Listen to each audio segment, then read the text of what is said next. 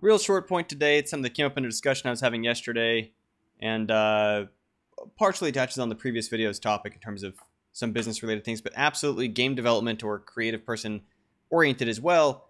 And that has to do with our choice or non-choice to develop things under some kind of brand label aside from just our name, right? So for a long time when I was getting started in game development, just everything was just my name. I just put my name after all of it. I mean, it didn't hurt because I had my name.com. I had my name as a Twitter handle, the Facebook handle, the LinkedIn page, whatever I needed my name of. My name was unique enough. There's obviously other people with my name, but it was unique enough that I could narrow those down. So if you search me, if you Google me, you're going to find me and my stuff. And I figured I'd put my name on things.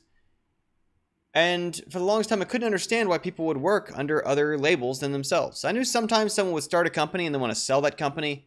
We can connect brand to that, of course, in a way we can't to our own name, at least not as flexibly.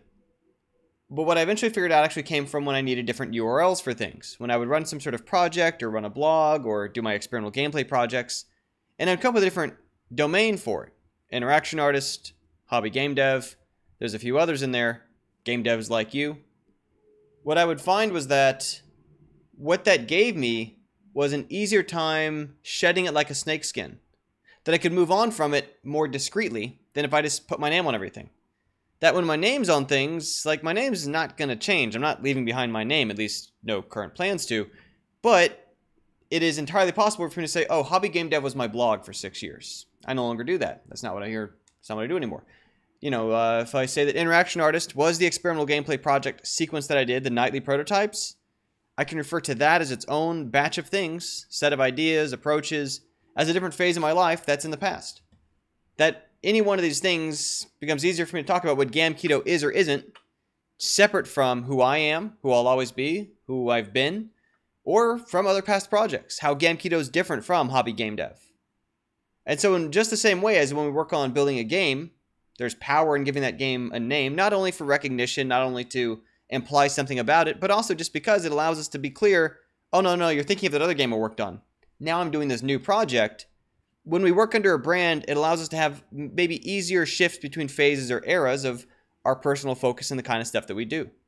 Now, another thing I know I mentioned implies something about the thing is one of the things a title can do, is that in the case of company names, I think it's one of the important points that it took me a long time to figure out, was that really what's often happening is you're coming up with a label and then you're creating value for that label. That it's not that right off the bat necessarily the label is something that has deep meaning to people. I mean, it's even a now popular name, right? Like Microsoft used to be descriptive of small software. Of Nike was a Greek goddess, I believe Greek. Mythology, ancient goddess of one kind or another. And Google was a number, right? It's a word for a giant number. And until the companies had done a bunch of work under that label, it didn't bear the kind of weight that it does today. That it's the work you do after you label the project that assigns new meaning and purpose to that label. And this is helpful, of course, because otherwise it might seem like so many of the obvious stuff or the good stuff is taken somehow, or when you come up with other names, they don't seem as good. You can still care about, maybe do a survey, figure out which names people prefer or what feels most comfortable to people or otherwise.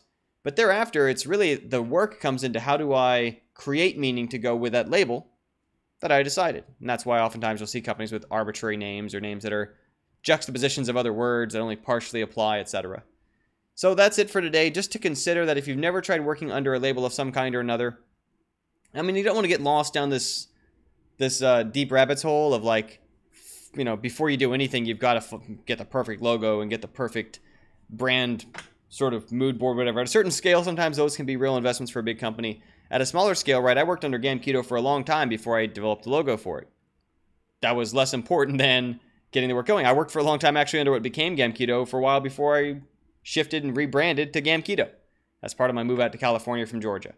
So just to say once again, it's something that even if you're like, well, why wouldn't I just put my name on things? It's easier to compartmentalize. It's easier to leave behind if you decide you want to go onto a different approach or a different angle.